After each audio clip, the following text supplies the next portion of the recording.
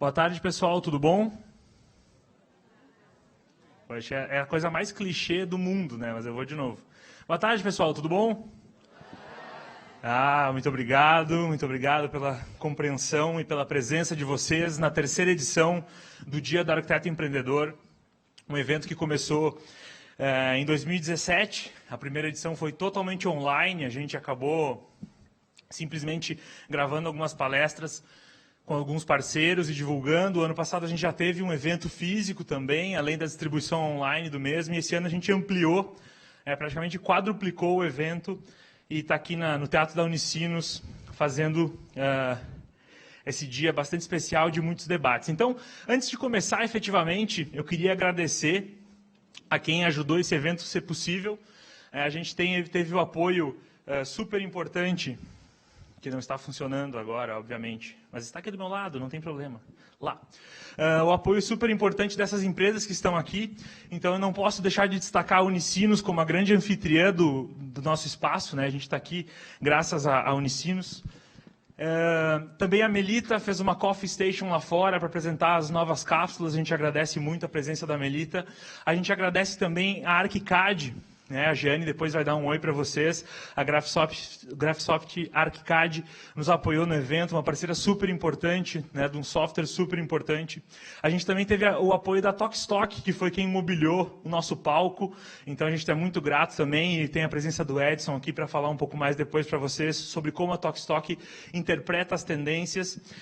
E não menos importante, né, a presença dos apoiadores do CAL e da ASBEA, que são duas instituições que representam os arquitetos e que estavam conosco desde o início. Eu também queria agradecer rapidamente a todos os palestrantes, eu vou fazer isso de forma mais pontual ao final, mas muito obrigado pela confiança.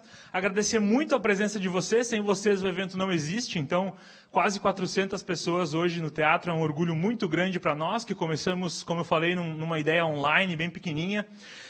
E também queria agradecer a ajuda da Cristina da Ideia 1, da Michele da Maena, do pessoal da Urbime, que nos ajudaram a conceituar um pouco o evento, e também o Guilherme, que é da equipe do nosso staff, a Andréia e a Flávia, que também nos ajudaram a executar o evento com essa qualidade que a gente vai ver ao longo do dia. Bueno, eu acho que por hora era isso. Eu vou chamar agora a nossa anfitriã para dar algumas palavras para vocês. A Débora, aqui da Unicinos, vai falar um pouquinho de por que a Unicinos achou que seria uma boa ideia ajudar a sediar esse evento, e depois a gente vai passar a palavra para a Giane e logo começa o evento assim que possível, mas a gente não pode deixar de dar espaço para quem nos apoiou. Então, Débora, por favor, venha ao palco para dar as suas boas-vindas ao público.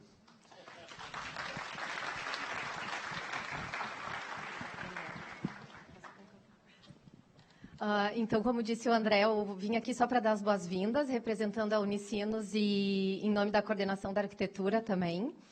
E dizer que esse evento, a gente achou um evento super importante de estar sendo realizado nesse momento, que terceira edição do Dia do Arquiteto Empreendedor, ela está muito alinhada com as novas inovações da graduação da Unicinos, não só na arquitetura, mas dos bacharelados todos.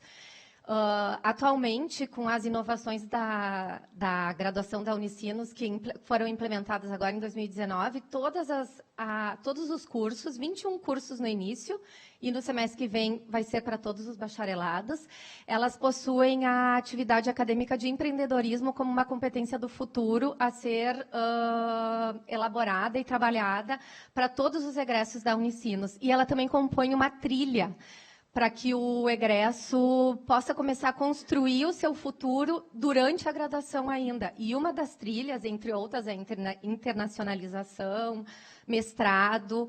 Uma das trilhas muito importante também, empreendedorismo e inovação. Então, a gente achou esse evento super alinhado com as inovações da Unicinos e estamos muito contentes de poder fazer essa parceria com o empreendedorismo para arquitetos. E desejar um ótimo debate, ótima conversa nessa tarde de hoje. Obrigada, André. Valeu, obrigado.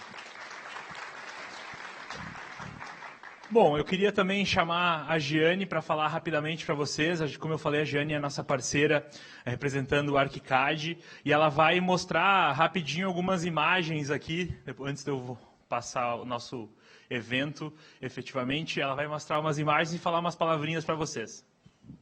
Boa tarde, pessoal. Ai, que lindo, agora eles responderam, André.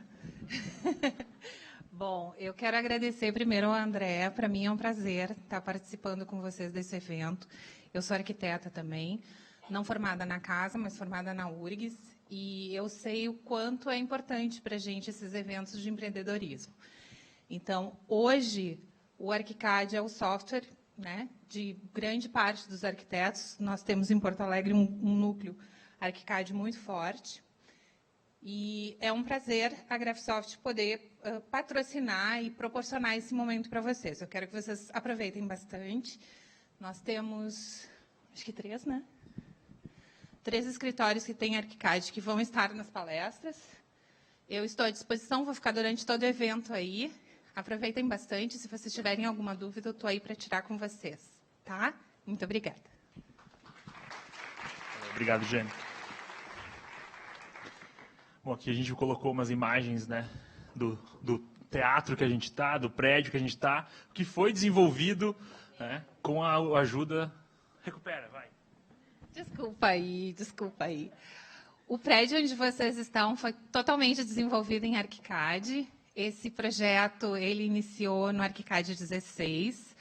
Hoje nós estamos na versão 22 dele, ele terminou na versão 19, quando o prédio estava pronto, tá? É da AT Arquitetura. Hoje até a gente estava com o Tarso e o Maurício aí, os 2 arquitetos do escritório, mas eles não puderam ficar, então eu deixo as boas-vindas deles para vocês também. Agora sim. Pessoal, o dia vai ser dividido em 4 painéis, tá? O primeiro painel vai falar sobre novos modelos e futuro, onde a gente vai debater um pouco tendências que estão afetando ou vão afetar a arquitetura. Depois a gente vai falar um pouco sobre a importância da criatividade, da inovação e como a gente consegue vender isso para o mercado.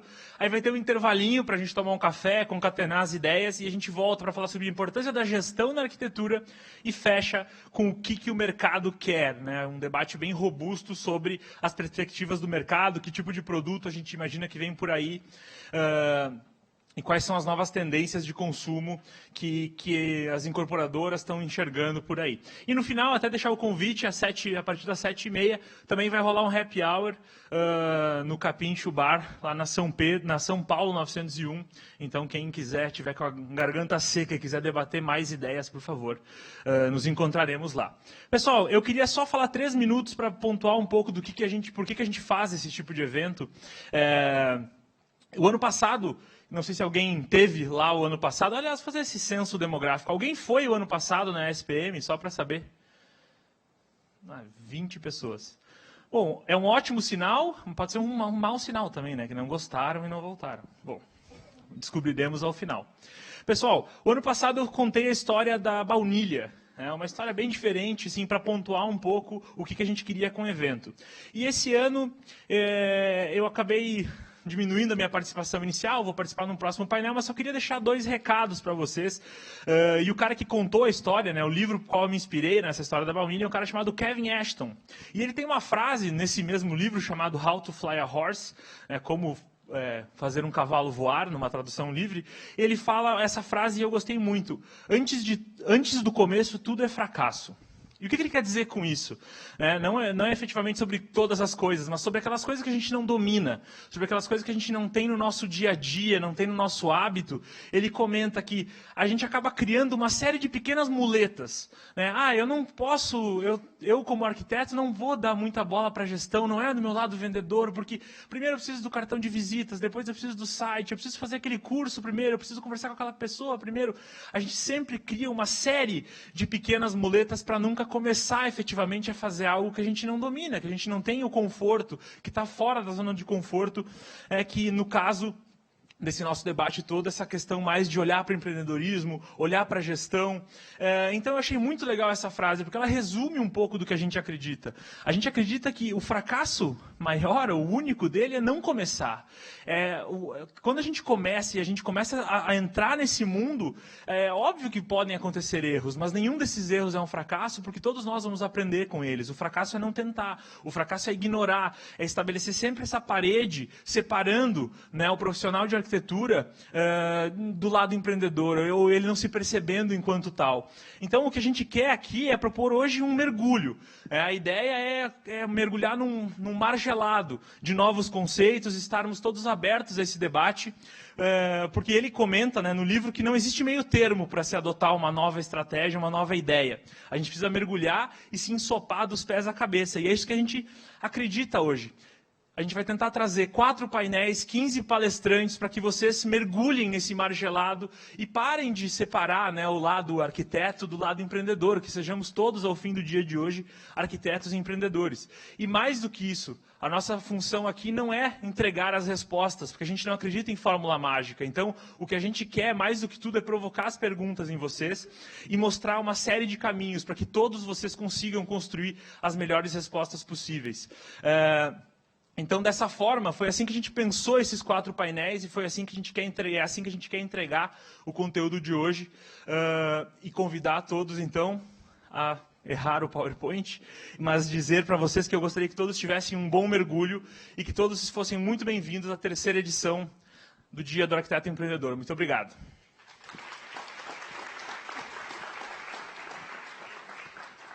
Mas eu não vou embora, estou de volta para convidar os primeiros painelistas do dia.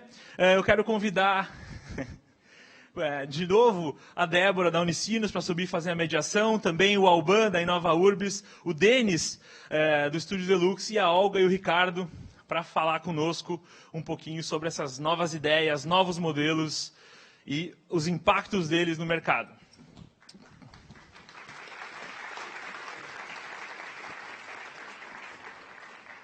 Cada palestrante vai ter cerca de 10 minutos para expor as suas ideias iniciais, apresentar um pouco as suas empresas, e depois a gente vai ter uma roda de perguntas. Então, fiquem à vontade para perguntar também. A gente vai ter microfones nas laterais e as meninas vão estar circulando por aí para vocês fazerem as perguntas. Tá bom? Eu quero, então, começar aqui entregando para o Denis. Boa tarde, pessoal. Bom, primeiramente gostaria de agradecer a todos pela participação, por estarem aqui.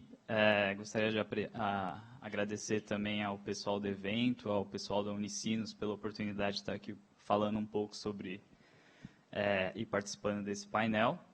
Vou fazer uma breve apresentação sobre quem eu sou, o que a gente faz. Eu sou o Denis, eu sou o criador do Estúdio Deluxe. Está meio sensível esse negócio aqui. Bom,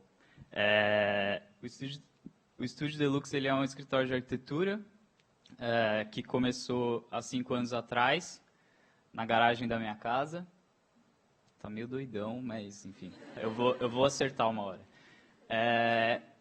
E hoje o Estúdio Deluxe ele se ramifica em 2 outras plataformas, 2 outras empresas, que são a Opendesk, que hoje é a maior plataforma global de imóveis de design aberto do mundo, e a Monodesign, que é uma das representações da Opendesk aqui no Brasil.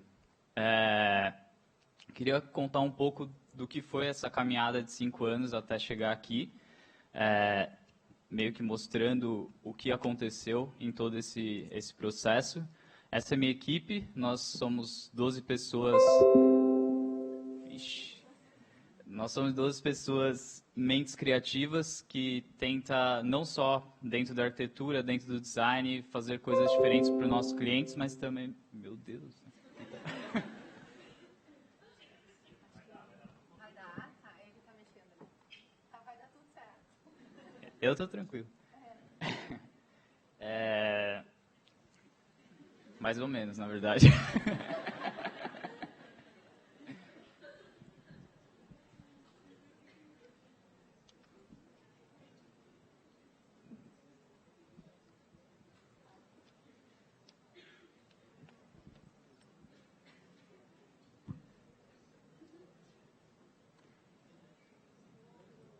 Posso passar por aqui? Isso foi programado para gerar expectativa. Para me deixar mais nervoso, para... Entendi.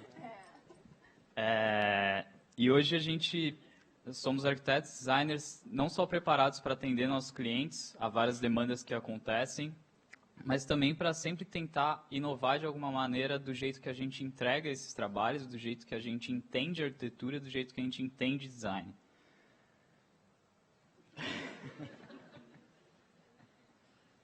Bom, enfim, a minha história ela começou, na verdade, quando eu, 5 anos atrás, eu projetei uma cadeira, e é essa cadeira, e foi quando eu descobri o processo de produção da fabricação digital. Essa é, na verdade, a segunda cadeira que eu projetei. Ela é toda de madeira e ela é cortada através de uma máquina CNC router. Para quem não conhece, é uma máquina que usa uma fresa e corta um arquivo digital, que pode ser, enfim, qualquer arquivo que pegue as coordenadas. E a partir disso, eu comecei a entender que talvez existia um nicho para o meu trabalho como arquiteto, como designer, de usar esse artifício para que eu pudesse pensar em um outro negócio dentro do meu escritório. Foi aí que eu comecei a pegar o arquivo que eu tinha dessa cadeira, que era um arquivo digital, e enviar para várias pessoas no mundo inteiro, para que essas pessoas que eu sabia que elas tinham uma máquina CNC pudessem cortar essa cadeira e ver o que isso iria acontecer para elas. Então, só deixa eu... Não está funcionando. Tá. E aí, quando eu comecei a enviar esse arquivo, as pessoas elas foram recebendo e dentro dessa gama de pessoas que eu mandei, uma delas, pode passar, uma delas que foi os fundadores da Opendesk, eles receberam esse arquivo e eles falaram, cara, a gente está pensando em produzir uma plataforma global de design aberto, você topa vir para cá e ajudar a construir com a gente isso? Óbvio que eu disse que sim. E aí, em 2013 para 2014, fundamos a Opendesk, que é uma plataforma que tem vários designs, vários mobiliários, que podem ser comprados ou baixados. E quando você compra, a gente acha o produtor local mais perto dessa pessoa, para que evite custos de frete e exportação, ou a pessoa pode baixar. E esse arquivo ele é gratuito para que qualquer um possa baixar para o seu uso pessoal. Isso significa que ele é um arquivo open source. Para explicar bem rapidamente o que é o open source, pode passar. Eu tenho um exemplo que eu sempre gosto de falar, que são 2 browsers que a gente usa para a internet, que é o Google Chrome e o Internet Explorer. Pode passar. E a grande diferença entre os dois é que, antes do Google Chrome ser da Google, ele era só o Chrome, mas ele sempre foi grátis, assim como o Internet Explorer, que quando você compra um computador, ele já vem com o aplicativo. Mas o Google Chrome ele sempre foi livre, ou seja, você conseguia entrar dentro da codificação desse aplicativo, do próprio Google Chrome, e alterar ele. Isso fez com que as pessoas começassem, para quem entendia de programação, pudessem entrar dentro do próprio aplicativo e adaptar ele às melhores formas para o seu usufruto. Isso fez com que as pessoas entendessem melhor o software e fizessem com que mandassem para o Chrome as atualizações que eles achavam necessárias, que poderiam melhorar o próprio funcionamento. E, a partir disso, o Google Chrome foi se evoluindo com o feedback de usuários, e não somente dos próprios feedbacks das pessoas que fizeram o próprio software. Pode passar. Hoje, o Google Chrome é o browser mais utilizado muito por conta disso, porque ele englobou muitas pessoas, muitos feedbacks positivos e negativos, para que ele pudesse trabalhar de uma forma que ele fosse muito mais útil do que hoje o Internet Explorer é. Pode passar. Pode passar. Da mesma forma, dentro da Opendesk, a gente tem um arquivo digital de um móvel que ele é cortado por uma máquina CNC, ele é acabado, tem um acabamento feito, ele é transportado para o cliente e ele é facilmente montado através de encaixes. Óbvio que alguns parafusos vão, mas a maioria, das montagens são feitas através de encaixes. Pelo corte ser tão precisamente perfeito, a gente consegue controlar isso muito fácil através dos materiais e do processo de construção. Pode passar. 3 meses depois que a gente abriu a plataforma, a primeira cadeira que eu mostrei para vocês, ela teve mais de 1.000 downloads. Hoje já passa de 30 mil downloads.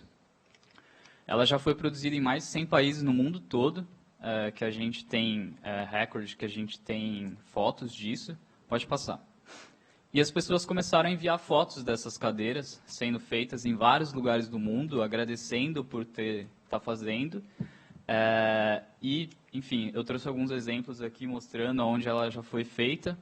Em 2015, ela foi exposta no Salão de Milão.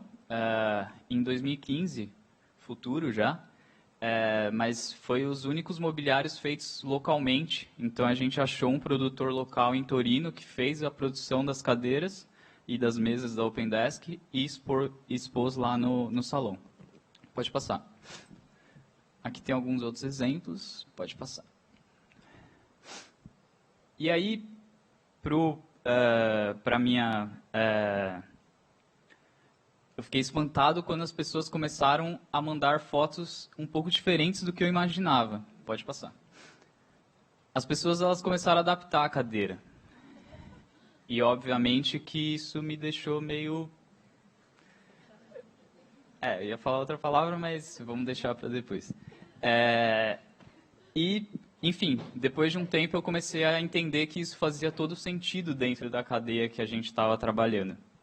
Por quê? A partir do momento que eu coloco um arquivo aberto para as pessoas, elas podem muito bem adaptar ele para o melhor uso delas. Isso faz com que a gente crie uma comunidade de pessoas que faça com que isso só ajude no processo construtivo da própria cadeira e que isso possa se estender para outras coisas. Ali na Espanha tem um exemplo de um cara que quebrou a cadeira porque ele era muito pesado e usou um material diferente. E ele fez um arco na cadeira e mandou para a gente falando, olha, eu acho que ela precisa ser reforçada. Pode passar.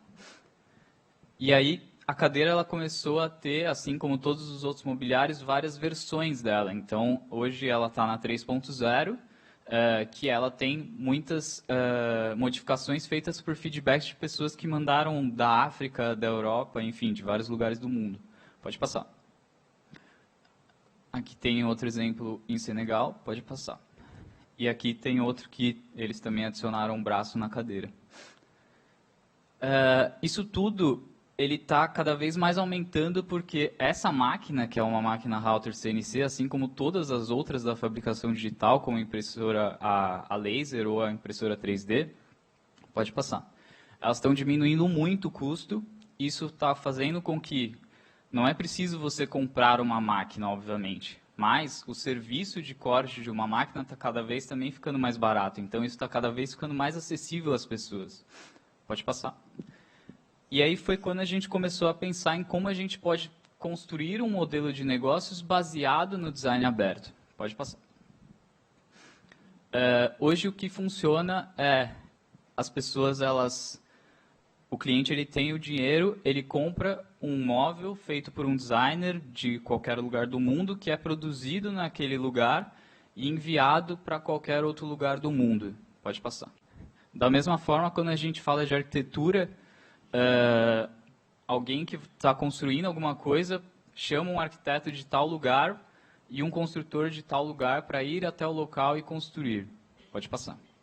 Quando a gente começa a falar de máquinas de código aberto, máquinas da própria fabricação digital, isso começa a não fazer mais sentido. Pode passar. E a gente começa a lidar com pessoas que, a partir do momento que elas têm o mesmo conhecimento que eu tenho, que outras pessoas dentro da fabricação digital têm, todos falam a mesma linguagem.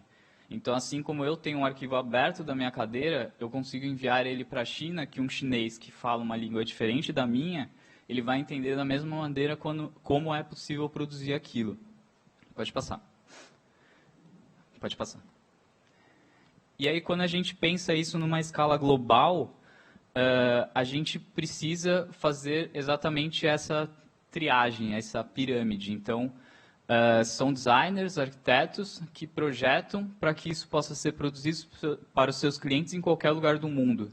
Para isso, a gente precisa da ponta do triângulo mais importante, pode passar, que são os makers, que são as pessoas que podem produzir não só mobiliários, como também arquitetura para a gente em qualquer lugar que a gente possa imaginar. Pode passar. Foi aí que, a partir do momento da plataforma, a gente começou a cadastrar esses produtores em todos os lugares do mundo, vendo a capacidade deles de corte, a capacidade deles de acabamento, para que eles pudessem se transformar em produtores nossos. Pode passar. Hoje a gente tem mais de 5.000 produtores cadastrados no mundo, sendo que todos eles trabalham junto com a gente, enviando feedback, fazendo melhorias nos nossos próprios designs, porque eles também, na verdade, eles entendem até mais do que a gente. Pode passar. Aqui tem alguns exemplos deles. Pode passar. Eu vou passar alguns rápidos exemplos do nosso escritório de projetos. Então, esse daqui, por exemplo, é um coworking em Brasília, que tem as nossas mesas. Aqui tem alguns da própria cadeira sendo feita na China, em Tóquio e no Reino Unido. Aqui foi um escritório que a gente fez em Xangai. A gente projetou junto com escritórios de lá e a gente nunca teve que ir para lá, infelizmente, mas felizmente também. E aqui alguns projetos que a gente fez do estúdio. Então, tudo que a gente projeta pensando na fabricação digital, pensando em como que as coisas podem ser feitas de uma maneira muito mais fácil, eficiente e local. Pode passar.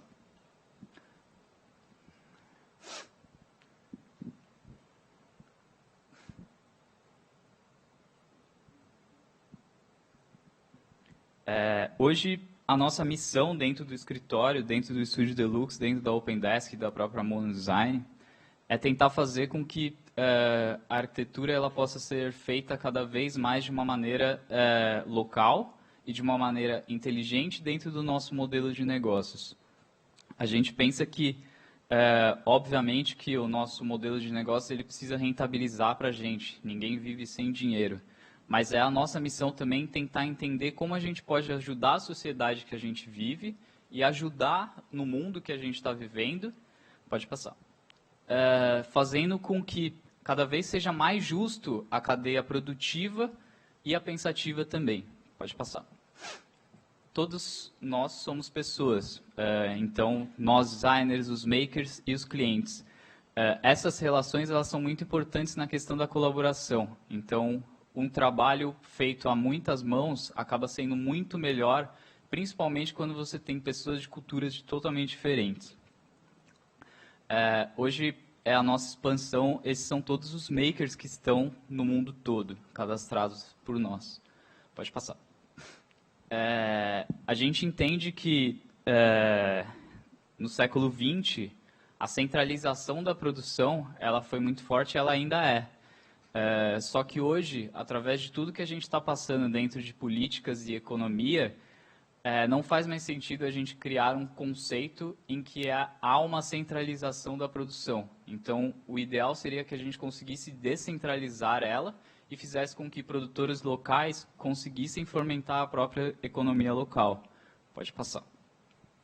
A gente entende também que, através do design aberto, é um caminho para a gente tentar chegar nas pessoas que realmente interessam, para as pessoas que realmente precisam. Por muito tempo, as construções hoje no dia a dia, elas foram sempre monopolizadas por essas construções e tudo mais, que são feitas por uma equipe de designers e construtores muito pequenas. Pode passar. Quando, na verdade, as pessoas que realmente precisam de ajuda são essas pessoas que tentam projetar e construir por conta própria, sendo que elas nunca tiveram a educação que a gente teve o privilégio de ter. através do design aberto, eu entendo que é também uma forma de a gente conseguir compartilhar para essas pessoas de uma maneira que elas consigam fazer isso acontecer de uma maneira mais clara, de uma maneira mais exata. Pode passar. A gente entende que num futuro muito breve, a fabricação digital ela vai estar cada vez mais perto da gente, e a gente entende que as pessoas cada vez mais vão estar inseridas, mesmo elas não tendo que ser arquitetos ou designers. Eu entendo que se as pessoas elas começassem a compartilhar o seu conhecimento de uma maneira geral para que outras pessoas pudessem usufruir disso, pode passar. A gente conseguiria construir o que hoje existe a Wikipédia, a gente poderia talvez construir uma Wiki-coisas, uma Wiki-stuff, onde as pessoas pudessem colocar móveis open source, casas open source, sistema de captação de água open source, para que essas pessoas que realmente precisam, elas pudessem se beneficiar disso. Pode passar. E é isso, gente. Muito obrigado pela atenção de todo mundo.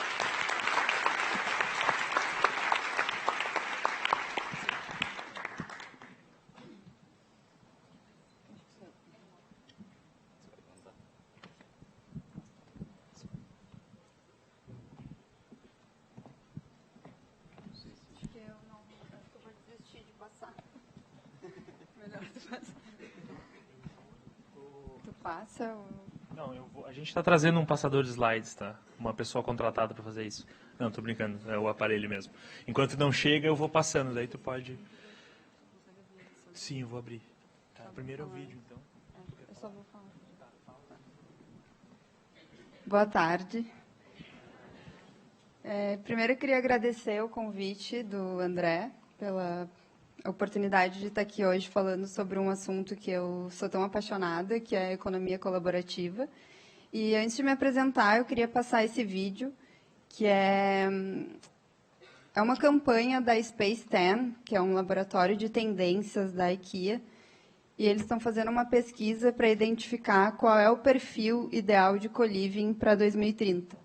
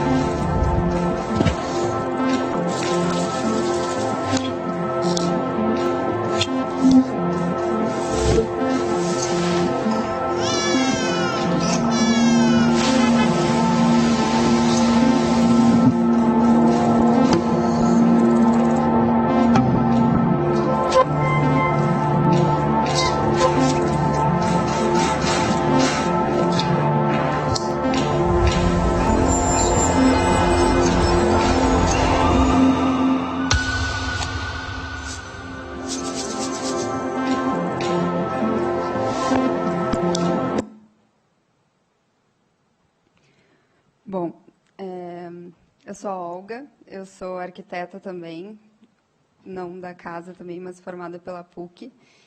E eu sou uma entusiasta da economia colaborativa, sou completamente apaixonada por esse conceito e por essa tendência de co-living. Eu tenho tido a oportunidade de trabalhar em alguns projetos com co-living, inclusive um deles com o Ricardo, que está aqui da OCA. E, em janeiro, eu também tive a oportunidade de participar de um evento com o arquiteto Matias Howitt, que é o responsável pelo projeto do WeWork e o WeLive, que é o maior coworking do mundo até o momento. E, nesse evento, ele falou muito sobre a forma como essa tendência vai impactar a arquitetura, né, e a forma como a gente pensa esses novos modelos de moradia. Então, o meu objetivo hoje aqui é falar um pouco sobre esse evento, né, e por que eu acredito tanto que essa é uma tendência que veio para ficar de fato. Pode passar, por favor. Então, esse vídeo que eu mostrei, além de achar ele incrível, ele mostra alguns dados que eu acho bem relevantes, né, em relação a esses impactos, essa transição que a gente vem passando de uma economia individualista para uma economia compartilhada, né? E um desses dados que me chama mais atenção, talvez por impactar diretamente a nossa profissão, né, é essa rápida urbanização que está acontecendo e que me assusta bastante, porque tem dados da ONU que mostram que hoje nós somos 7,2 bilhões de habitantes no mundo e até 2030 nós vamos ser 9 bilhões de habitantes. E mais de 70% desses 9 bilhões de pessoas vão migrar para áreas urbanas. Então, vocês imaginam o baita problema que a gente não vai ter para resolver como arquitetos, né, como solução desses problemas urbanísticos que já existem e vão ficar cada vez piores. E eu encontro no co-living uma solução sustentável e bem efetiva, que eu acho que pode funcionar para solucionar essas questões que surgem, tanto sociais quanto econômicas. Pode voltar ali, por favor.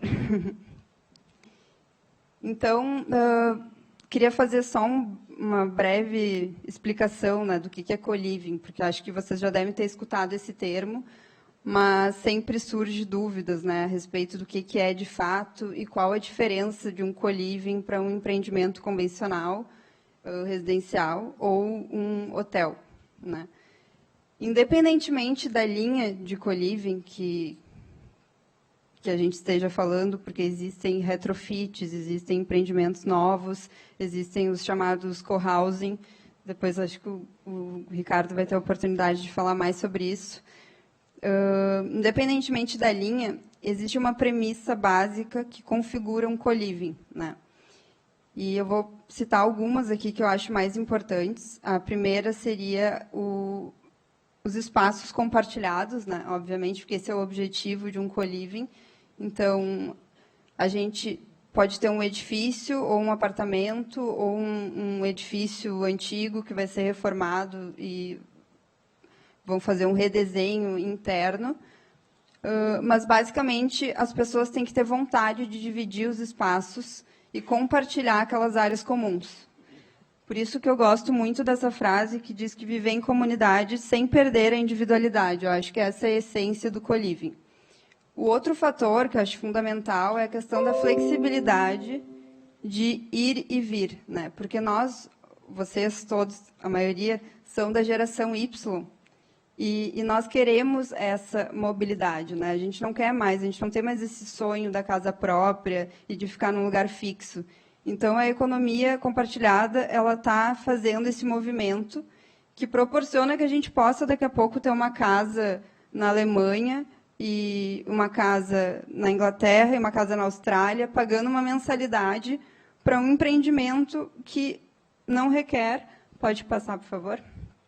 Que não requer a posse, né? Porque acho que essa é a maior premissa da economia do compartilhamento, que é essa mudança de raciocínio de a gente não precisa mais ter, né? A gente pode ter acesso às coisas, a gente não necessariamente precisa comprar, a gente pode alugar. Então, está tendo um movimento enorme de empresas que estão criando soluções. Inclusive, eu vi ontem uma reportagem de uma empresa que está fazendo aluguel de malas, por exemplo. Né? Porque mala é um saco, a gente fica guardando em casa, ocupa espaço. Então, para que ter uma mala, né, se tu pode ter acesso a ela? E assim como esse exemplo, tem vários outros. Numa macro escala, a gente pode olhar, por exemplo, para o Uber ou para o Airbnb, que são empresas que têm uma receita absurda, e eles não têm um carro no nome deles, ou um imóvel no carro deles. Então, é uma visão macro e micro, que é uma tendência que vai vir para ficar, porque é uma realidade. Pode passar, por favor.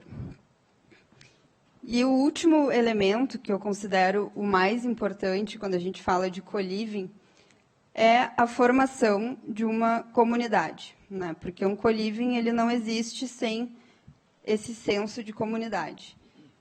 E quando eu falo comunidade, é de verdade. Assim, a primeira vez que eu escutei falar da OCA, eu fiquei impressionada. em como funciona, né? As pessoas elas nem procuram co-living por causa do valor, por ser um custo de vida mais baixo. É pela experiência de vida, por viver aquilo, por dividir espaço com outras pessoas que podem te acrescentar. E para que isso aconteça, né, para que esse co-living ele tenha sucesso, e o sucesso dele depende dessa relação entre as pessoas e dessa vontade de buscar um vínculo, a arquitetura é uma ferramenta indispensável, porque se a gente não pensar na forma como a gente vai desenhar esse espaço para que ele realmente proporcione esse vínculo entre as pessoas, não vai funcionar. Não adianta construir um edifício pensando naquele conceito tradicional, onde as pessoas não se veem, onde a gente muitas vezes nem conhece o nosso vizinho da frente. E isso é um reflexo da arquitetura, né? Claro que associado a um gestor de comunidade e a engenharia social e a própria tecnologia. Mas o que eu queria trazer para vocês aqui hoje, e que foi falado muito nesse evento em Lisboa com o Matias, é sobre alguns elementos de arquitetura que são fundamentais quando a gente fala de co-living. E aí eu queria trazer para vocês um exemplo que é a escada, né? Se a gente for pensar num edifício convencional, a escada ela é um elemento de segurança, né? Uma saída de emergência. Se a gente puder, a gente esconde no edifício, a gente nem olha. E, claro, é necessário, vai continuar existindo e vai ter essa utilidade, mas a escada, quando a gente fala num projeto de co-living, ela é o protagonista, porque muitas vezes é aquela circulação que vai fazer com que as pessoas se vejam, né? Enquanto tu pensa num projeto para co-living, um espaço de compartilhamento, tu precisa priorizar essa transparência, né? Então, tu precisa pensar num co-living como se fosse, por exemplo, uma universidade, né? Muitas vezes, mesmo que seja um edifício alto, as pessoas acabam usando a escada, e é nessa escada que, às vezes, as pessoas conhecem os colegas ou pessoas que fazem a mesma profissão, muitas vezes, e se criam amizades daí, né? Então, é importante proporcionar esses encontros dentro de espaços de coletivo.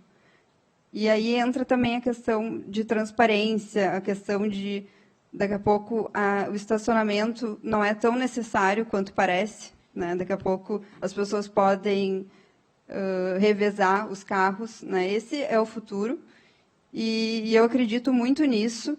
Acredito que nós, como arquitetos, temos responsabilidade de pensar em soluções para essa nova forma de economia que está surgindo. E era isso que eu tinha para falar para vocês hoje. Espero que eu tenha passado um pouco dessa paixão que eu tenho por esse conceito. E aí eu deixo essa pergunta aqui. Pode passar, por favor? André. Eu deixo essa pergunta para vocês, porque 10 anos passam muito rápido e a gente tem que pensar nisso agora. E aí eu passo a palavra para o Ricardo, que acho que vai poder falar um pouco mais sobre esse conceito. Obrigada.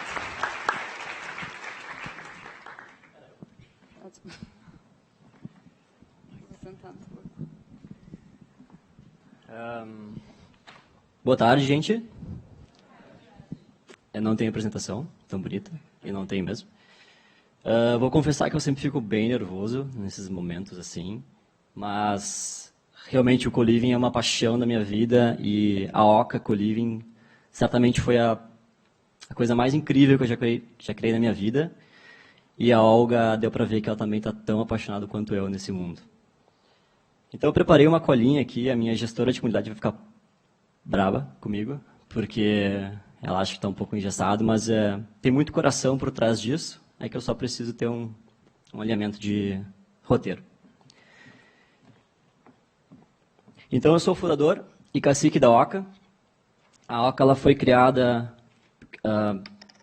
ela nasceu para criar e fazer a gestão de co-livings, que são apartamentos e prédios, também pode ser no futuro, que as pessoas dividem a parte comum desse imóvel e elas alugam individualmente os quartos. Eu fico olhando para o PDF, mas não tem nada. Que nessa hora ia ajudar bastante. Então, por que eu criei a Oca, na verdade? Eu criei porque eu já tenho experiência no mercado imobiliário. Eu tenho 10 anos de experiência no mercado imobiliário, vendendo terrenos, vendendo apartamentos, alugando também. Mas eu também tenho 10 anos de experiência, pessoalmente, morando dessa forma, dessa moradia compartilhada já fora e dentro do Brasil. E eu percebi que as pessoas, lá em 2016, 2017, eu percebi que cada vez mais a gente estava indo nesse caminho, que as pessoas querem menos posse e mais acesso. E eu não via no mercado imobiliário possibilidades e soluções que conectassem o usuário à estrutura.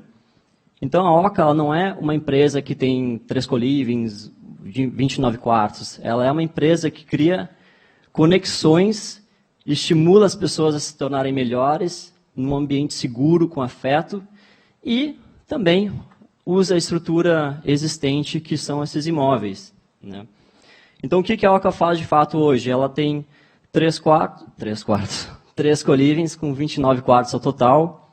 Os nossos moradores, eles pagam um valor mensal que contempla todas as contas, água, luz, condomínio, todas essas que vocês conhecem, mas também muitos serviços cortesia, serviços que a gente percebeu que as pessoas querem, e até outros que elas nem sabiam que gostariam, para facilitar a mesma vida, que é aula de yoga, internet, obviamente, bike sharing, cursos e eventos. Agora há pouco a gente teve um de futurismo, também tivemos um de autoconhecimento, palhaçaria também já teve.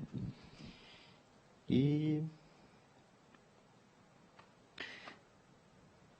o nosso futuro? O nosso futuro a gente pensa bastante em expandir a Oca para outras cidades, mas também levar a discussão do co-living, levar a ideia do co-living ao maior número de pessoas possível, porque a gente acredita que é extremamente abundante esse mercado. As pessoas, o co-living ele é um negócio, ele é muito interessante, mas ele também é uma tecnologia social. A moradia compartilhada é uma tecnologia social. E hoje a gente precisa desse tipo de experiência para lembrar que a gente é feito dessas conexões que estimulam a gente a compartilhar sentimentos e a se tornar melhor. Então, acho que depois vai surgir mais perguntas, eu vou poder estar menos nervoso e falar um pouquinho, mas, por enquanto, é o que eu falo. Obrigado.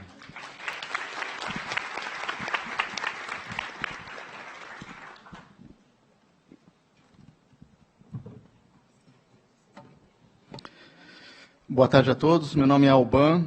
Eu estava checando ali nervosamente o meu celular porque a gente está editando um filme que vai passar aqui, com um pouquinho de sorte, que foi editado na França, meia hora atrás, a edição terminou, com a voz de um locutor do Piauí, que foi gravado entre meia-noite e 1h. Então, eu não sou tão internacional quanto o Denis, mas o Piauí é quase Caribe, né? Então, está valendo. Então, sou Alban, fundador da Inova Urbs, que é um escritório popular de arquitetura que nasceu no Rio de Janeiro e depois veio para São Paulo. Eu vou passar primeiro um PDF. Eu não sou arquiteto, então meu PDF tem muita informação. Eu sou administrador de empresa, sabe? Aqueles caras bitolados em dados e tudo mais. E depois, com um pouquinho de sorte, então, o famoso filme, tá ok? A Inova Urbs é um negócio social. A gente nasceu com uma pergunta que era como que a gente podia ajudar as pessoas a melhorar de vida, melhorando suas casas e seus comércios. Muitas vezes as ONGs, os negócios sociais procuram agir mais nos problemas em si do que nas causas dos problemas. E a gente entendeu, estou acelerando, tá, a conversa, a gente entendeu que a arquitetura permite muitas vezes agir na raiz dos problemas e na raiz daquilo que faz o bem-estar da vida da pessoa. Tá? O slide aqui, bom, é carregado de informação, mas só para dizer que, tradicionalmente, a arquitetura também, eu estou chovendo molhado aqui, mas acho que não está tão molhado assim, então vamos chover mais um pouco. A arquitetura no Brasil, ela só atende a classe A e B, que é onde mora o dinheiro, blá, blá, coisa e tal. Acontece que embaixo tem um contingente de pessoas que habitam e que geralmente constroem suas moradias ou cuidam da autogestão da construção. Todas essas pessoas podem se beneficiar com um projeto de arquitetura. Só que elas têm uma vaga noção do que é um arquiteto e elas têm aquela percepção de que é um profissional caro que só pode ser acessado pelas classes A e B. Então, como a gente é meio cabeça dura, a gente falou, não, mas vamos inverter só volta ali um pouquinho o slide. Vamos inverter aqui a ordem dos fatores, que normalmente a arquitetura ela é vista como algo feito pelos deuses, para os deuses. Estou provocando aqui um pouquinho, tá? A gente entende que como se diz assim, a gente valoriza, prestigia a arquitetura, não mantendo ela nesse nicho, mas pelo contrário, democratizando, tá ok? Então, é olhar na direção contrária. Pode passar? Então, aqui um exemplo de projeto, mas, enfim, a gente fez 500 projetos, né? Para dizer que a gente não precisa, as pessoas não procuram necessariamente morar em castelos ou, enfim, coisas deslumbrantes. Aqui era um caso de um casal que se juntou e que tinha começado a morar na casa da moça, num apartamentinho lá da Rocinha de 20 metros quadrados. Eles queriam sair porque era muito apertado. Aí a gente mostrou para eles que dava para reformar um pouquinho o banheiro, a cozinha, inverter a sala com um quarto, que melhorava um pouco da circulação que a casa tinha ali, dava para renovar, fazer uma obra em etapas, etc, etc, etc. E a moça ali ficou com o queixo caído o tempo todo, porque nunca um pedreiro ou mestre de obras teria trazido essas ideias para ela, tá? Porque o nosso maior concorrente, por assim dizer, não é o outro arquiteto, é o pedreiro ou mestre de obras, que vai lá, você fala, por favor, me constrói aqui umas paredes, uns quadros, tal, ele executa. Tá? Pode passar. Bom, aqui muito rapidamente, a Enavalbo já começou, já tem um tempo de estrada, a gente começou em 2013 na Rocinha, no Rio de Janeiro. Eu coloquei estudos de mercado, na verdade foi mais uma pesquisação, porque foi feito com estudantes, professores e pesquisadores da FAU da UFRJ, onde a gente foi em quase 200 casas, a gente entendeu como as pessoas moravam, se elas queriam continuar na Rocinha, o que impediu elas de melhorarem suas casas. E a gente chegou à conclusão que o que impedia ou limitava as melhorias habitacionais era a falta de visão de como a casa podia ser transformada, como uma obra poderia ser dividida em etapas, etc. e tal. Tudo que um projeto de arquitetura adaptado a essa realidade pode ajudar a resolver fortemente. Bom, aí em 2014 a gente fez uma série de projetos pilotos. No final de 2014 a gente realmente entendeu que valia a pena lançar um escritório de arquitetura na Rocinha. Foi a fase de 2015 a 2017, começo de 2018. Nesse final de 2016, a gente abriu um escritório em Paraisópolis, aqui em São Paulo. E aí, em meados do ano passado, a nossa parceria, que era com a Leroy Merlin, ela chegou ao fim por uma série de motivos. E a gente entendeu que, para ter mais impacto social, a gente teria que passar a cobrar os projetos de arquitetura, que até então eram gratuitos, graças a essa parceria, tá? E passar a atuar numa área geográfica maior, que no caso em São Paulo passou a ser todos os bairros populares da Grande São Paulo, São Paulo e Grande São Paulo, né? E a gente teve que fechar, infelizmente, o escritório no Rio de Janeiro, porque a questão da violência pública, da violência urbana, enfim, extrapolou qualquer possibilidade de operação ali na Rocinha, né? Pode passar? Bom, rapidamente a equipe, então, eu sou sócio fundador, não sou arquiteto, sou administrador de empresa. Quem toca o dia a dia do escritório é a Thaís, que está desde o começo, né? Ela entrou como estagiária, ela foi galgando, né, as posições. A gente tem no Rio uma arquiteta sênior, e o camarada embaixo à esquerda, ele é mais da área de finanças, etc. Ele ajuda a validar nosso percurso enquanto startup. Então, a gente se enxerga como um escritório de arquitetura, ok? Mas como um modelo que tem que ganhar escala, ok? Um negócio social que não tem como ambição ter escala. Chegou o passador. Ah, tá. Para cá, para frente. Tá. Não é um negócio social, tá ok? Então, aqui um slidezinho de transição para dizer que a gente, então, estamos passando da arquitetura social para a arquitetura popular. Mais um slide cheio de dados, mas, enfim. Quando a gente pensa em termos de negócio social, a gente quer ter o famoso impacto social, mas a gente tem que também ter um modelo de viabilidade econômica, tá, do que a gente faz. Então, pegando um pouco o gancho do que o Denis falou, não é fácil você abrir novos mercados, não é simplesmente chegar, vamos começar a vender para a arquitetura para a classe C, D e E. Então, a gente tem que pensar quem a gente pode atingir. Opa! Eu pensei que tinha uma luzinha aqui, não. Bom, quem que a gente pode atingir? O que a gente pode atingir agora é o chamado mercado acessível, que é a região metropolitana de São Paulo, os proprietários, né, de imóveis, porque a gente raramente é chamado por quem aluga um imóvel para transformar o imóvel ou para construir uma casa nova. E a gente tem o nosso conceito de persona, né, não sei, aquele cliente potencial e tal. Na verdade, é o early adopter. Então, a gente não está especializado em vamos fazer cozinha, vamos fazer... não, é a pessoa que, na classe C, D e E, se interessa por arquitetura, vai em sites de design, de interiores, assiste programas com temas correlatos. E existem essas pessoas. Nossa experiência mostrou que existem, né? Como existem pessoas interessadas por música popular, por música clássica e por aí vai. Então, essas pessoas é que a gente atinge. A gente está com um desafio agora de comunicação, né? Atingir essas pessoas, porque elas se espalham por toda a cidade, elas não estão concentradas em Paraisópolis ou na Rocinha. Opa, deixa eu pegar aqui o meu passador. Bom, então tem alguns minutinhos. Como que a gente adaptou a nossa oferta de arquitetura e a nossa maneira de trabalhar para poder atender essas pessoas? Claro, a gente faz com que os projetos sejam um pouco mais em conta, tá, do que normalmente eles são, tentando se astringir ao essencial. Então, como tem bastante alunos aqui de arquitetura, eu acho, recém-formados, eu pararia no terceiro ponto, que é o princípio de Pareto, que significa o quê? Pareto foi um economista no século passado, que percebeu que a gente, empenhando 20% da energia ou de um recurso, um determinado assunto, a gente consegue atingir 80% do resultado desejável. Se você investir 100, você atinge 100. Se você investir 20, você atinge 80. Então, por exemplo, a gente faz as renderizações nos nossos projetos. Tem que fazer mais, talvez, do que com um cliente classe A e B. Mas a gente não faz aquela renderização maravilhosa que você tem que ficar olhando 30 segundos para ver se é uma foto ou uma renderização. A gente faz uma renderização simples. E aí essas pessoas gostam muito. E aí a gente consegue fazer 5 vezes mais rápido. Aí o princípio de Pareto se aplica, ok? E barateia o projeto. Bom, criar um novo modelo de negócio social, implica trabalhar todas as variáveis do negócio, quase que simultaneamente. A gente não tem tempo de testar uma, depois outra, depois outra. A gente fez a brincadeira de listar aqui, começando com a letra P, todas essas variáveis, tá?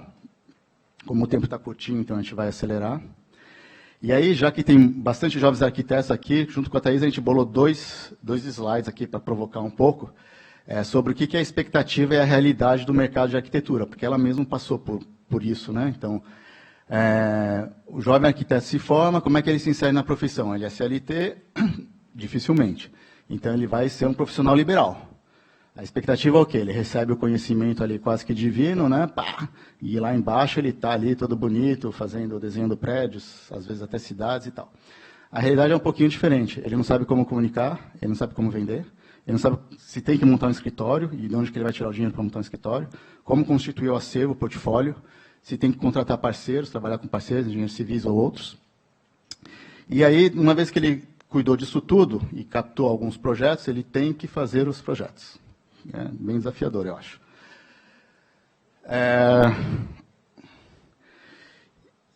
E nesse caminho aí que a gente está percorrendo, e quando o André fez o convite, que eu agradeço aqui agora, foi uns 4, 5 meses atrás, eu falei, legal, André, porque quando eu apresentar a InovaUBS ali para a sua plateia, a gente vai estar provavelmente abrindo a InovaUBS para parcerias com esses jovens arquitetos, querem muito trabalhar, precisam, muitas vezes querem trabalhar com o tema da democratização do acesso à arquitetura, mas que naturalmente não sabem muito bem por onde começar. O que a InovaUBS está se concentrando em fazer? Ela se concentra na parte comercial, que é captar, qualificar clientes, tá? Cuidando da comunicação, briefing com o cliente, da proposta, da negociação dessa proposta, do contrato. E ela coloca uma série de ferramentas e benefícios na mão dos arquitetos parceiros. Hoje a gente já tem uns 10, tá? Que são os nossos estagiários que se formaram. De metodologia, ferramentas, a gente usa Trello, por exemplo. O coworking, a gente está agora, fechamos o escritório também de Paraisópolis, estamos num coworking em São Paulo. Ele pode ser usado algumas horas por semana pelos arquitetos parceiros. A gente faz o registro da RRT, o arquiteto parceiro faz as impressões e encadenações lá. E o que o arquiteto parceiro faz? Opa, 0 minutos é pouco tempo. Ele cria, ou seja, ele faz o contrário do que está aqui. Ele só cuida do vermelho e ele deixa todo o resto para a gente. Tá ok?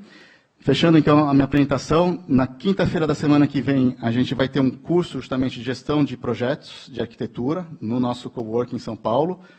Um dia ele vai chegar em Porto Alegre, espero até o final do ano. Vocês podem se inscrever, para quem estiver vendo a gente pela internet, então, estiver em São Paulo, pelo e-mail thais.vasconcelos@inovaubis.com. Ele não vai ser transmitido pela internet, mas, novamente, a ideia é que a gente possa expandir o modelo da InovaUBS com os arquitetos parceiros para o resto do Brasil, porque, novamente, a proposta de um negócio social ter o maior impacto social possível e, portanto, sair de São Paulo, né? O Brasil não se resume a São Paulo, claro. Obrigado.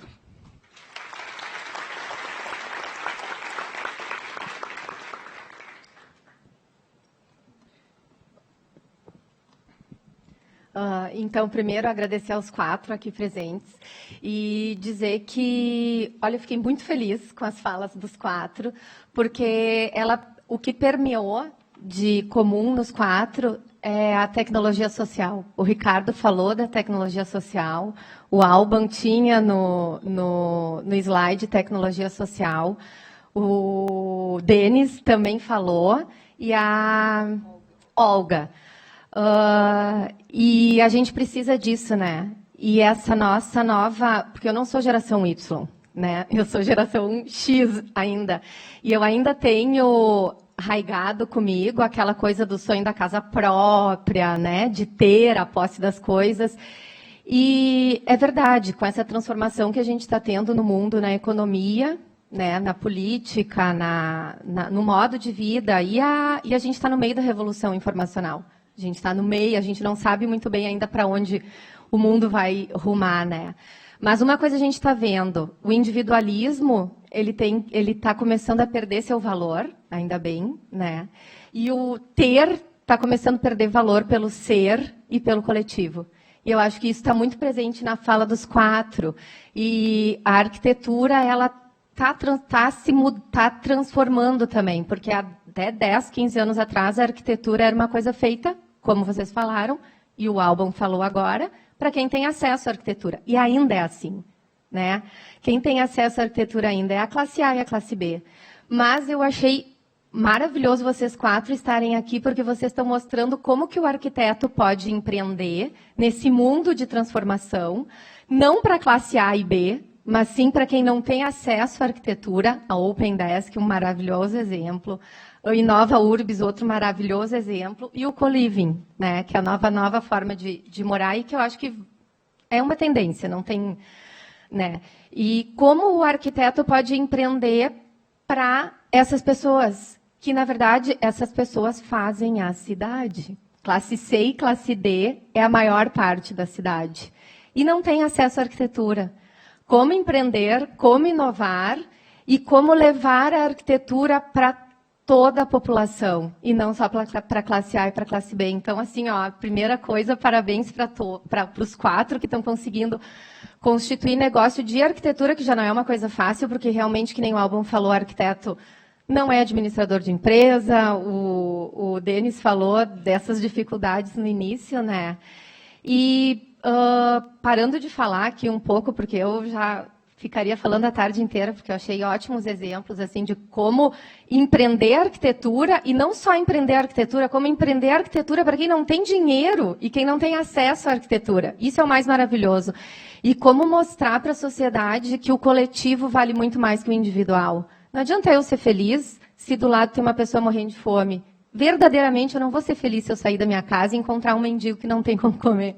Então, como levar, né, a arquitetura para essas pessoas e como transformar a cidade a partir dessas ações. Então, lançando a primeira pergunta, para depois passar a pergunta para o... A gente tinha aqui várias perguntinhas que o André me passou, né? Se ninguém tiver pergunta, tem algumas perguntas aqui. Mas lançando a primeira pergunta, até para despertar o interesse para todo mundo, e um pouco para os 4, quais foram as maiores dificuldades no início, assim, de vocês, né? De trazer não as maiores, mas pontuar uma dificuldade que vocês sabem que todo mundo vai passar por ela no início, né? E o que o arquiteto, o empreendedor, enfim, tem que ter para poder se despontar numa carreira de empreendedorismo, né? Que é uma coisa que a gente está, que é o que a gente está falando, né? Coragem, né? Não ter vergonha. Ele mandou o design dele para todo mundo e não estava nem aí se as pessoas iam achar bonito ou feio, e pelo contrário, né? E socializando isso. Mas, então, assim, qual a principal dificuldade que vocês tiveram no início? Porque a gente precisa ter dinheiro para viver, né? E como, no início, sem dinheiro, despontar para um trabalho desses? E aí depois a gente abre para o público também.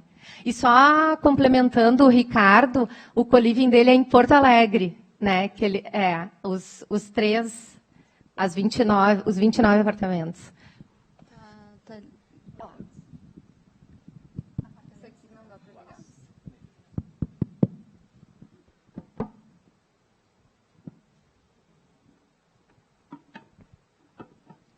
Bom, rapidamente, só para comentar a tua pergunta. Bom, a primeira dificuldade que eu tive, eu acho que ele falou muito bem agora na última apresentação, né, que é a falta de informação que muitas vezes acontece, né, na faculdade em relação ao que vai ser depois que a gente sair dela, né, como que a gente empreende e como que a gente faz alguma coisa diferente além de trabalhar num escritório. E eu, pessoalmente, sempre tive muita certeza de que não era o meu caminho trabalhar em um escritório. E decidi abrir o meu próprio escritório. E, enfim, né, vai por indicações, mas eu acho que o mais importante é a cara de pau em ir atrás. E, inclusive, o Ricardo é a prova viva disso, porque acho que foi no início do ano passado, um amigo meu em comum com ele me comentou sobre a Oca e me contou que tinha ido num apartamento que era alugado e que tinham várias pessoas morando e que o Ricardo tinha montado um negócio. E quando ele começou a contar, eu comecei a ficar apaixonada pelo aquele conceito, aquela ideia, e começou a fazer tudo muito sentido para mim, como o que eu falei em questões de soluções para esses problemas que a gente está vendo em questão de urbanismo, né? E aí eu liguei para ele no mesmo dia, sem ele ter a menor ideia de quem eu era, e falei, olha só, eu sou amiga de um amigo teu, eu sou arquiteta, eu fiquei apaixonada pela ideia do teu negócio e eu quero participar disso de alguma forma, porque eu acho que faz muito sentido e eu não sei como, vamos ser sócio, eu falei, né? Falei tudo que vocês podem imaginar. E, enfim, hoje a gente está aí trabalhando, a gente não é sócios, mas a gente está trabalhando juntos, acho que num dos maiores investimentos da Oca até o momento. E foi isso que me deu abertura nesse nicho, e desde então eu venho fazendo cursos e tendo, inclusive, projetos de outras construtoras que têm esse foco também de co-living. E é isso, foi na cara de pau mesmo, então acho que às vezes essa é a solução.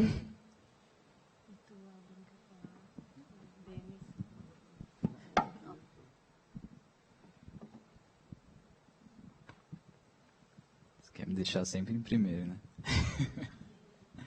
Bom, acho que uma das coisas que eu mais tive dificuldade, assim, quando eu comecei o escritório e tudo mais, e acho que isso foi uma das principais razões também por eu ter jogado o arquivo para tudo quanto é pessoas, é que é muito difícil você começar um negócio do zero, principalmente você não tendo nenhum portfólio, enfim, executado. Então, as pessoas elas acabam não te dando credibilidade. Eu tenho também um fator especial, porque muitas pessoas acham que eu tenho 15 anos de idade, então isso atrapalha um pouco também. Mas, enfim, e aí eu sabia... Mais ainda, é um bônus. E aí, isso era uma coisa que eu sabia que isso sempre ia acontecer, e enfim, existe também uma frase que eu gosto muito do próprio movimento maker, que é fale cedo, fale barato, fale sempre, de falhar. E as pessoas, às vezes, elas veem certos sucessos de outras pessoas e elas não sabem que por trás disso existem várias falhas e vários tombos que, às vezes, é preciso levar para que você consiga, de alguma maneira, entender melhor o que está acontecendo ao seu redor. E por muitas vezes, quando eu comecei o escritório, recebi muitos nãos. Eu sempre foi muito parecido com ela, de tentar colocar a cara a tapa. E por muito falta de experiência, às vezes tinha essa questão de não conseguir pegar um projeto pela falta de credibilidade.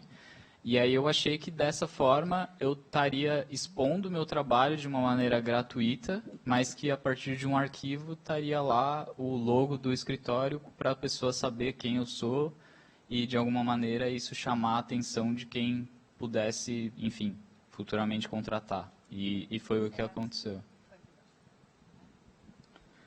Então, vamos lá, pela ordem geográfica.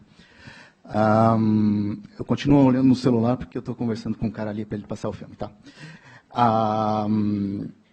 Bom, no meu caso, eu não acordei um dia pensando, eu vou criar um escritório de arquitetura popular na Rocinha. Foi um pouquinho, o caminho mental foi um pouquinho maior que isso.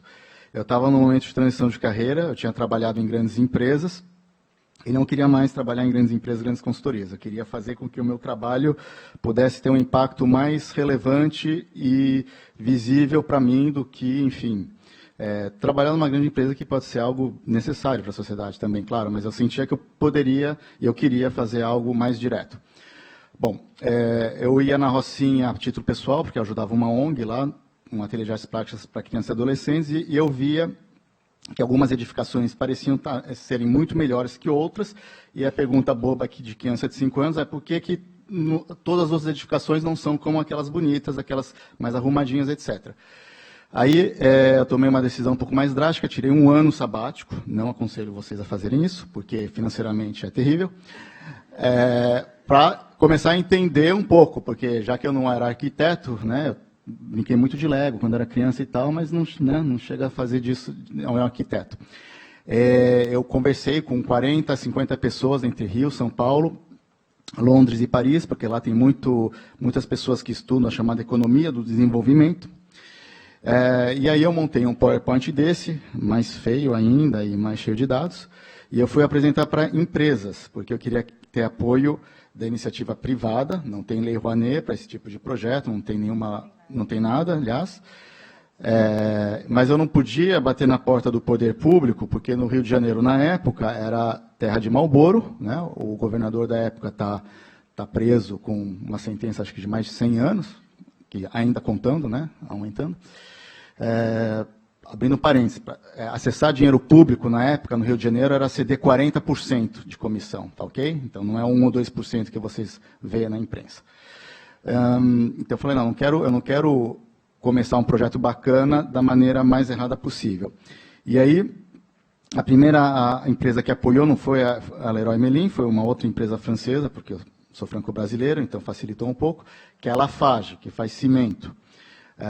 Então, eu aproveito esse meu testemunho pessoal para dar como dica aqui que hoje as grandes empresas elas têm um grande apetite pelas startups, pelos pequenos projetos, tá? 6, 7 anos atrás não era o caso ainda. Agora tem um monte de aceleradoras e afins que fazem programas voltados para startups para que elas possam amadurecer o seu projeto com um apoio não só financeiro, mas de ideias e logístico de grandes empresas, tá? Ainda mais startups que mexem com a parte social. Né?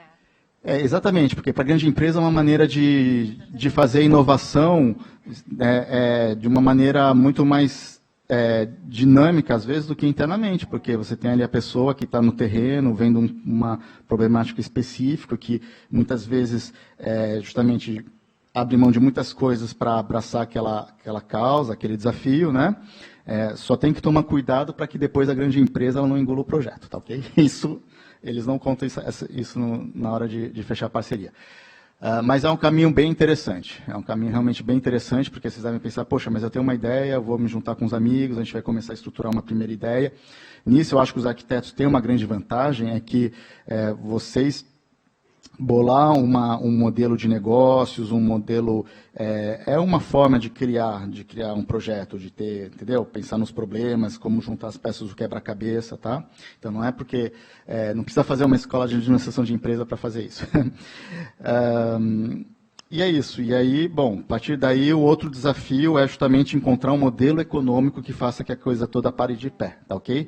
Porque o apoio da grande empresa, ele não é eterno. Ele pode ser um apoio precioso no começo, só que a própria grande empresa cobra que o projeto depois ele caminhe com as próprias pernas, né? Pode ser em sinergia com essa grande empresa, tá ok, é legal, ou pode ser de maneira completamente independente. Bom, para mim, acho que foi, em questões de obstáculos, assim, foi interno e externo. Interno no sentido de entender e aceitar que a moradia compartilhada era a minha grande paixão, só que eu não sabia como isso era, porque eu já morava assim há 10 anos. Então, eu tinha só que focar mais e desenvolver esse caminho passo a passo. E esquecer o que eu estava fazendo antes, que era uma parte mais burocrática assim, do mercado. E aí eu digo externo também, porque na verdade validar, mas conseguir o apoio dos proprietários foi muito difícil no primeiro momento, extremamente aqui, principalmente porque a gente está aqui no Sul, então a gente tem proprietários extremamente conservadores, que tu propor uma ideia de sublocação, uma ideia que você vai alugar aquele imóvel, mas você não vai estar morando naquele imóvel, e tudo vai correr bem, não vai pegar fogo, não vai ter orgias acontecendo nem nada. Foi difícil, gente, foi difícil. Eu devo ter tomado entre 30 e 40 e poucos nãos, assim, para conseguir o primeiro. Mas sim, foi a questão que eu venho para a parte interna. No fundo eu sabia que ia dar certo, eu sabia e eu conhecia o usuário, eu conhecia a pessoa do meu lado, que hoje, meus amigos, que todos moram na Oca, eu sabia que eles precisavam. Então, a validação com os proprietários ia chegar em algum momento. E hoje chegou. Hoje a gente tem o movimento contrário. Os proprietários nos trazem esses imóveis, esses pequenos, médios, grandes, para a gente propor essas ideias malucas que a gente tem, e tem várias outras. Acho que agora a gente pode abrir perguntas para vocês. Ela está lá com o microfone para quem quiser fazer alguma pergunta. Lá atrás. Onde é que ela vai? Oi, boa tarde. Aqui. Não ficou bem claro, e eu acho que todo mundo quer saber da onde vem a renda. Eu acho que no caso da Inova Urb, sim, mas da cadeira, por exemplo, da Oca, como é que começou? Quanto tempo levou para começar a entrar aquilo que faz a gente viver, né, o dinheiro, enfim.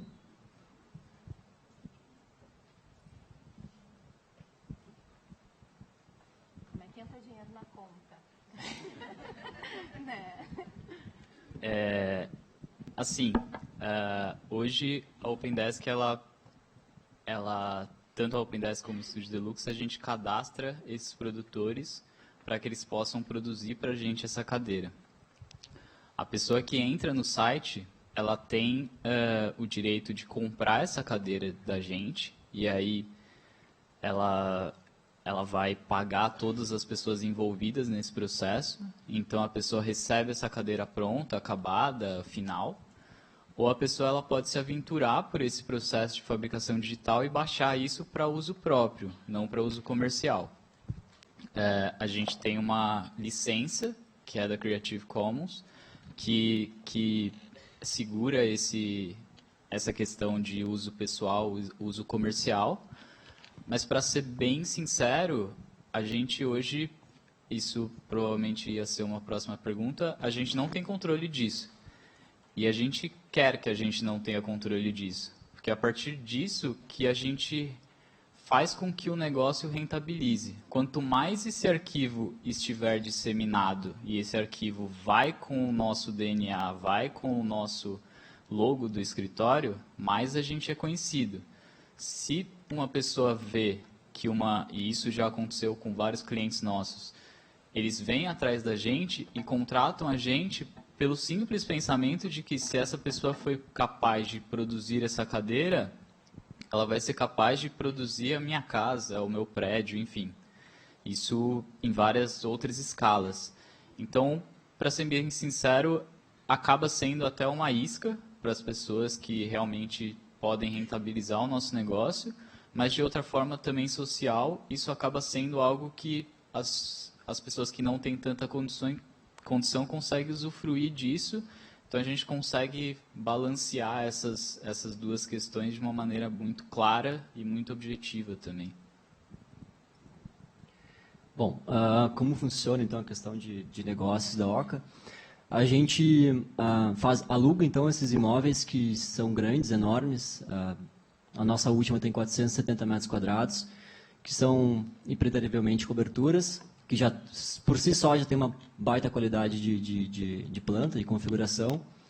E a gente agrega os serviços, que são esses que eu falei para vocês, e também geralmente a gente agrega mais quartos. Então a gente tira muito mais receita daquele imóvel que estava com um preço de locação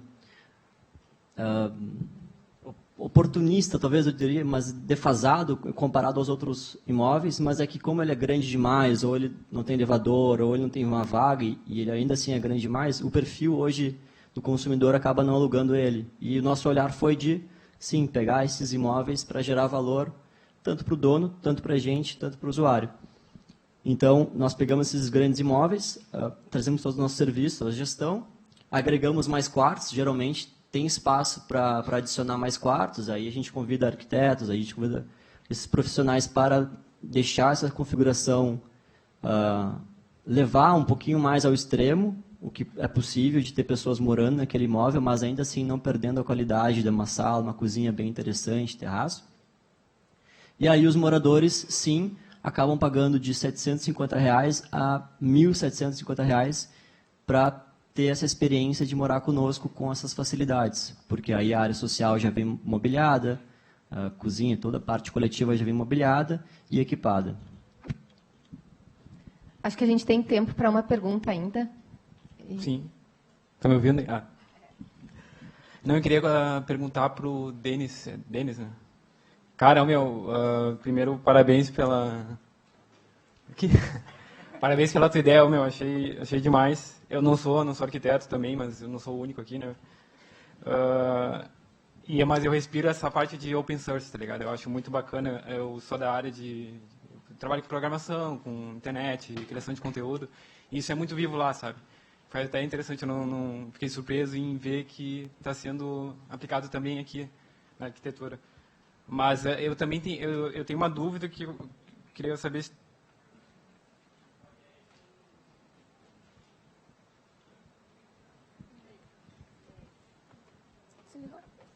É que eu grito. Cara, eu dei meio que uma pesquisada que é tipo um concorrente do CAD, que é o SolidWorks. Já ouviu falar de SolidWorks? E pelo que eu tenho de ideia, da ideia dele, ele é um negócio mais abrangente. Não sei se tem aplicação para a arquitetura em si, ou o CAD é o melhor, sabe, a melhor ferramenta para esses projetos, né? Porque o SolidWorks ele tem essa ideia de comunidade também, né? De tu cria um teu projeto e é utilizado em... Só que daí ele tem até projetos de realidade virtual, medicina, sabe? Até usa impressão 3D de metal, roda, faz um monte de coisa. E outra pergunta para todos vocês, que é na questão, principalmente ali em Nova Urbs, né? Da arquitetura popular. Eu queria saber assim, como é que o plano, qual é o plano de vocês, ou se vocês já colocaram isso em prática na questão do marketing, assim, de não só popularizar a arquitetura, tendo um plano assim de uns valores mais acessíveis, né? Mas para mostrar, para atingir o público falando, olha, a arquitetura não é para ser caro, sabe? Não é para ser uma coisa que tu vai ter que tirar muito dinheiro, sabe? No final tu vai ter que contratar um pedreiro assim para fazer o que tu quer, sabe? Eu queria ter essa ideia assim do marketing por trás disso, né? Tem essas campanhas para popularizar mesmo, né? Além de valores. Mais ou menos isso, não sei se... Bom, para a primeira pergunta, hoje o SolidWorks ele é um software bastante complicado de mexer, eu acho que você deve ter conhecimento nisso também, e ele acaba engessando muito os nossos processos lá dentro, pelo que a gente faz. Como você mencionou da questão do próprio open source, é que hoje a gente não tem o tempo para isso, mas a gente tem uma iniciativa também de residências e moradias que se chama WikiHouse, que é uma questão de moradias open source. Então, são casas construídas através da fabricação digital e que você consegue prototipar e construir em qualquer lugar do planeta também. O que ajuda muitos softwares nesse sentido, tanto na arquitetura como no design, a gente usa bastante o Rhinoceros, que é um software que ele é 2D e 3D, e ele tem um plugin que também é open source chamado Grasshopper. E esse plugin, por ele ser open source, a gente consegue fazer com que ele parametrize tudo que a gente precisa. A gente entende que hoje, mesmo com o nosso arquivo aberto, a gente tem uma porcentagem muito pequena de pessoas que conseguem acessá-lo e entendê-lo, porque nem todo mundo consegue, enfim, nem todo mundo tem o conhecimento em AutoCAD, ArchiCAD, enfim. E através desse software a gente conseguiria talvez parametrizar mesas e cadeiras, fazendo com que as pessoas consigam, através de um simples puxada de mouse, modificar a altura, tamanho, que é realmente hoje o que a gente vê que os clientes mais pedem, que é a personalização. Eles nunca querem a mesa ou a cadeira daquele jeito, eles querem sempre de uma maneira diferente, porque existe a abertura para isso. Então, na questão do software, ele também ser open source ajuda muita gente em poder adaptar ele ao nosso sentido de trabalho, assim como outras pessoas conseguem adaptar outros para as deles. E a segunda eu deixo para ele. Então, para explicar um pouco melhor como funciona a InovaURBS, em vez de formular aqui uma resposta, eu vou te dar um vídeo.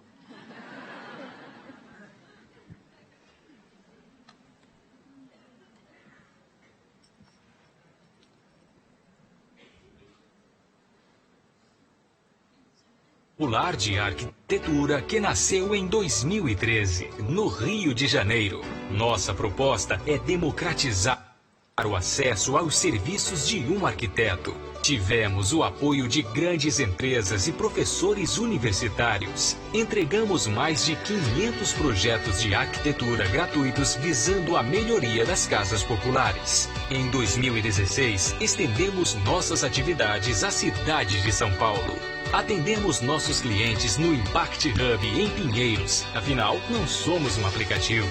Visando a sustentabilidade da InovaURBS, passamos a cobrar preços acessíveis pelos nossos projetos. Trabalhamos em parceria com arquitetos, engenheiros civis, pedreiros e demais profissionais que atuam com o mesmo propósito.